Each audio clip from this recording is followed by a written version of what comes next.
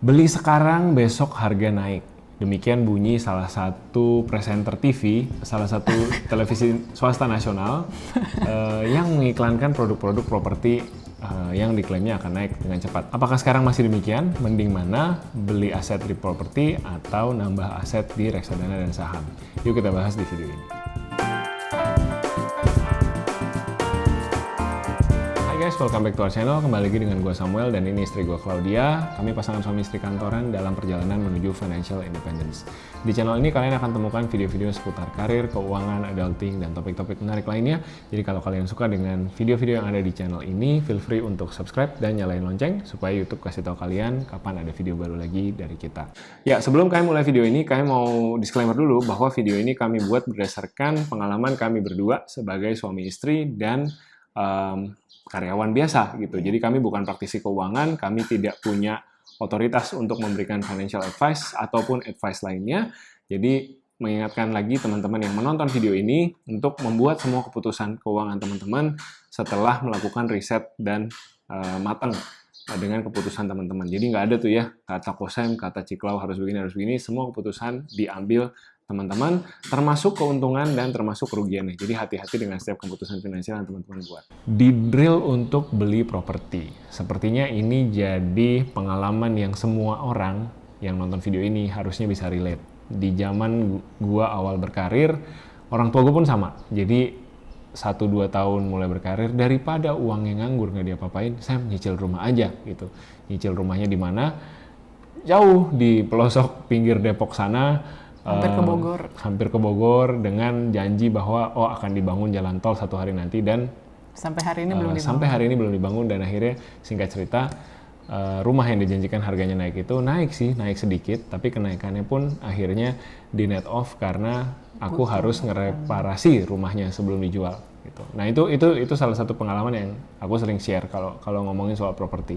Nah, teman-teman juga sering nanya gitu bahwa menurut Kosem sebaiknya beli properti atau jangan, sebaiknya mendingan aset yang invest di mana gitu, aset yang mana nih gitu. Tentu jawaban template-nya kan ya yang sesuai dengan kebutuhan teman-teman gitu. Tapi kemarin ini kita ikutan sesi di IDX di Indonesia Stock Exchange bareng Mbak Prita Gozi dari Zep Finance, dari Zep Finance. Nah, di situ kita dijelasin tentang jenis-jenis aset. Nah, jenis-jenis aset ini ternyata tidak semua aset tuh sama, teman-teman. Aset itu kan tadinya kita pikir, mobil tuh aset, rumah tuh aset. Kita punya deposito, reksadana, saham tuh aset semua gitu. Tapi ternyata tas aset perhiasan. Bukan. Ya kan orang mikir ada yang betul, ada yang mikir seperti itu. Ya kan? Tas aset juga perhiasan gitu ya. Aset. Kaset PS aset mungkin gitu ya. Iya, perangko aset. Semua gitu. aja lo aset-asetin gitu. Padahal mau beli aja Vespa aset gitu kan katanya. Ya belum benarkah seperti itu? Nah, ternyata ada klasifikasinya gitu. Aset-aset itu ternyata ada jenis-jenisnya. Iya, jadi pada dasarnya ada 3 jenis aset. Yang pertama itu aset kas dan tunai, yang kedua aset investasi, yang ketiga aset konsumsi. Nah, kalau aset kas dan tunai ini tujuannya itu adalah penggunaan jangka pendek. Jadi seperti untuk ya kan kita hari-hari tetap butuh cash uang. Kan, butuh uang, bayar uang sekolah, bayar makan, listrik. Ya itu kan cash tunai aset bukan aset gitu, tapi itu untuk kebutuhan jangka pendek yang in out aja gitu. Dan karena kebutuhannya jangka pendek kan, jadi butuhnya liquid banget kan, yang cair, yang bisa digunakan kapan aja. Jadi otomatis kalau ada return ya returnnya itu kecil banget. Return itu maksudnya bunga gitu ya, misalkan kayak nabung di tabungan biasa gitu. Ada beberapa bank yang masih memberikan bunga tapi kan kecil banget gitu. Lalu ada juga seperti dompet digital ya. Zaman sekarang kan semuanya digital kan. QR code. Uang juga kan ada dompet digitalnya. Nah itu pun aset, tapi kayaknya bahkan nggak ada bunganya ya. Nggak ada bunganya. Setahu saya. Gitu. Tapi nggak ada fee juga sih kalau dompet digital. Ya, jadi intinya buat ya dompet ya udah literally dompet digital gitu untuk nyimpan uang aja. Lalu ada juga seperti deposito berjangka yang mana secara tingkat likuiditas tidak seliquid tentunya dompet digital dan tabungan biasa gitu ya, karena kan ada tenornya gitu, harus deposito berapa lama. Tapi karena dia diikat, jadi secara return, secara bunga juga lebih besar daripada tabungan biasa gitu ya.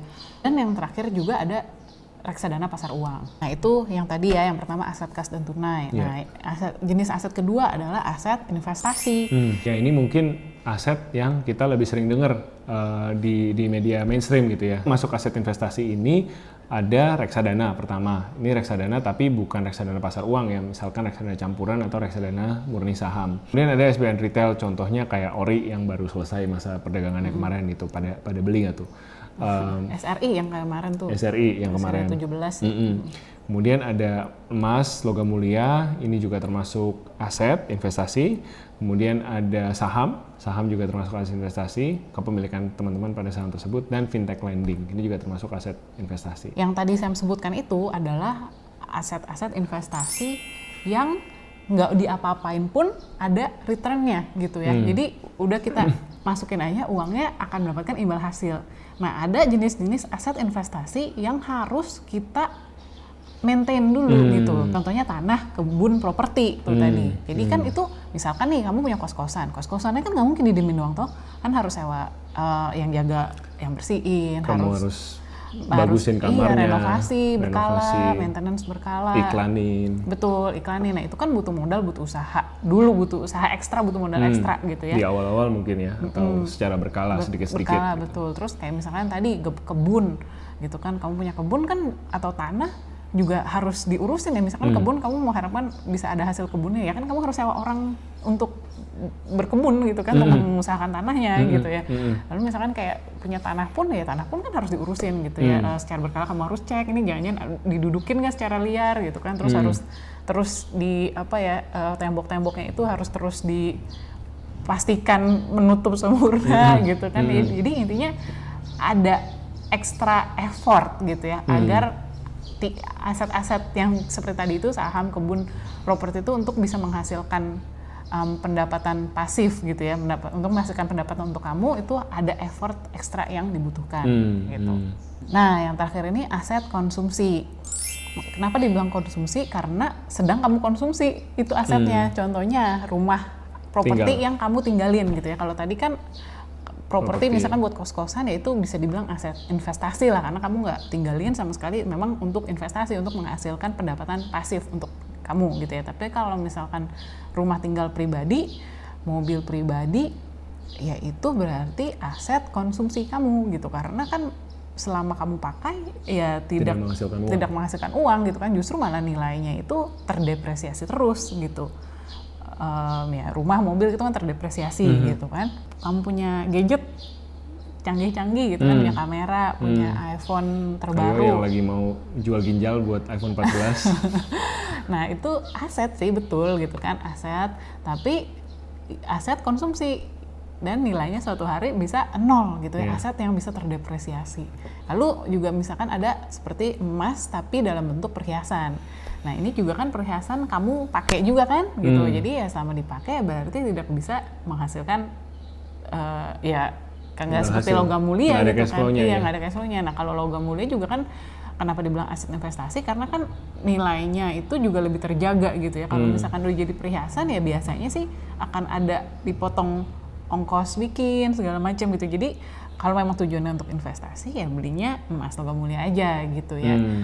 Kalau misalkan belinya perhiasan ya itu aset juga sih, tapi aset konsumsi gitu, yang mana mungkin peningkatan nilainya tidak sebesar logam mulia. Balik lagi aku summarize ya, ada 3 jenis aset. Yang pertama aset kas dan tunai, kemudian ada aset investasi, dan ada aset konsumsi. Gampangnya aset kas dan tunai itu sesuatu yang kalian habiskan sehari-hari, kalian pakai gitu ya. Kalau aset investasi tadi terbagi 2, ada yang sifatnya pasif, kalian tidak perlu apa-apain, itu nilainya akan bertambah sendiri.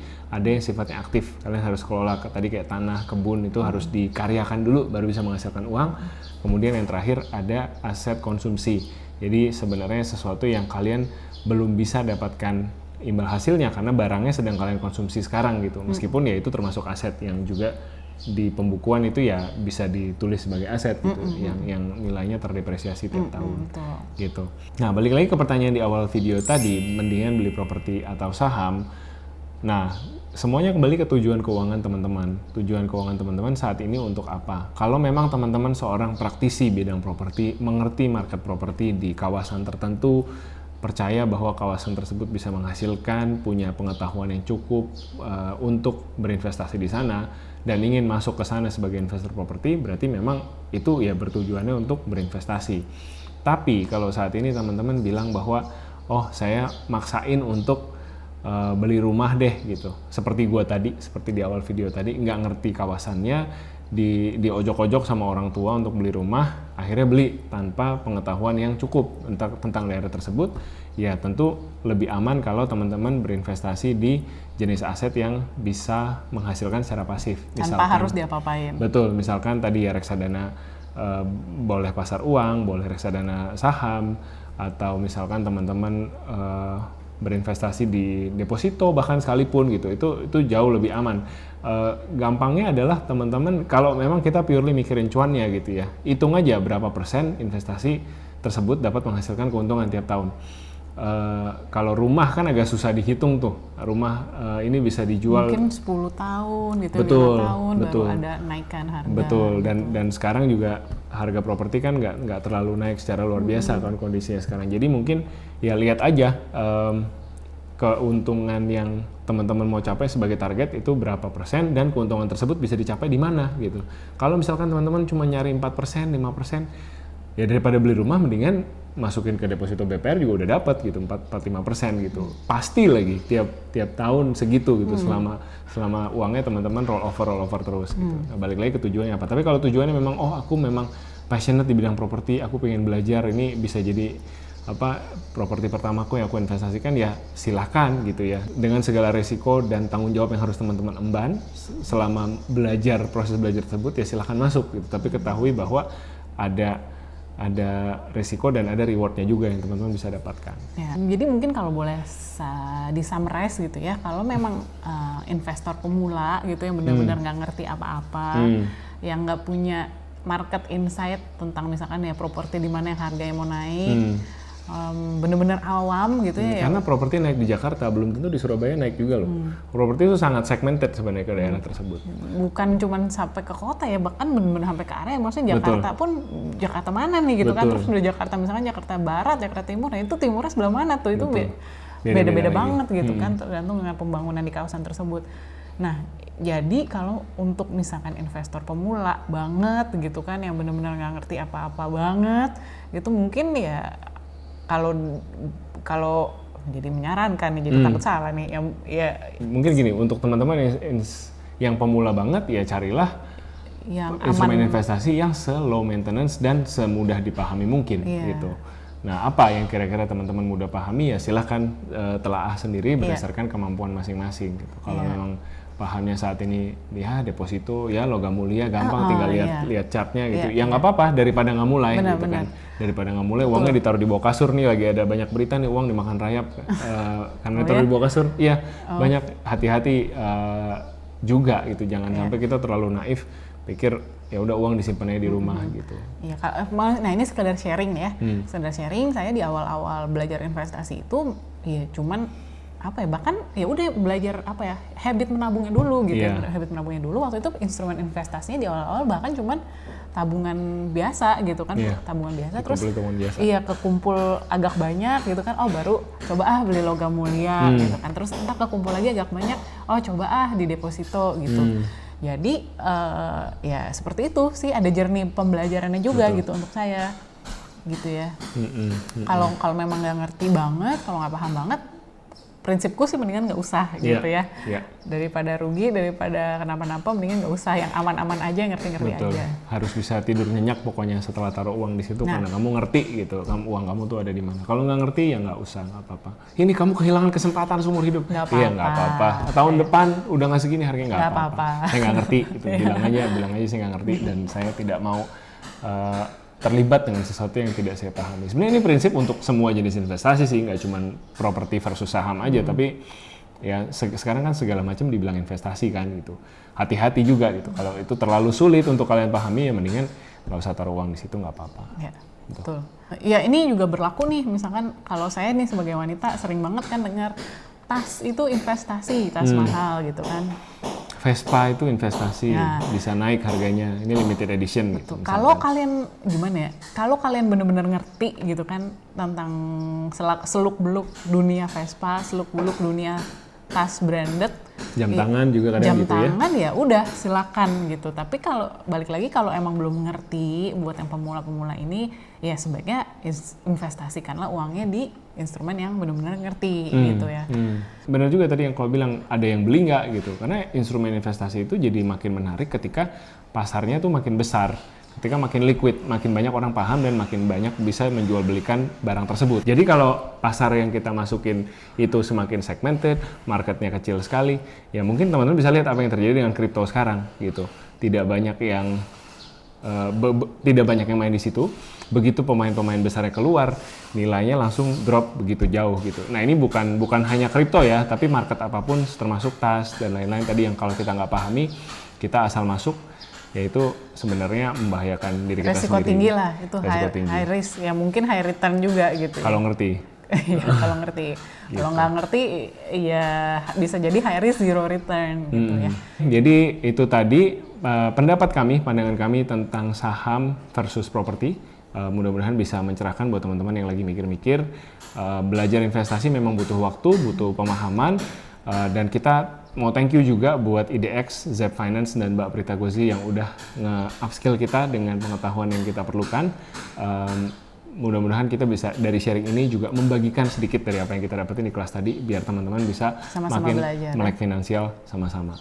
Kalau ada yang mau nanya-nanya, masih ada yang mau suggest topik mending mana, bisa tulis di comment box di bawah. Atau ada yang mau suggest instrumen investasi apa yang paling menarik di tahun ini? Ntar jadi jualan di bawah, boleh juga. Ya silakan. Jangan lupa kalau belum follow kita di sosial media, ini handle Instagram kita, bisa follow kita di sana. Dan kalau belum subscribe, jangan lupa subscribe dan nyalain lonceng supaya bisa dikasih tahu YouTube kapan ada video baru lagi dari kita. Thank you so much for watching. See you next week. Take care and stay healthy. Bye-bye.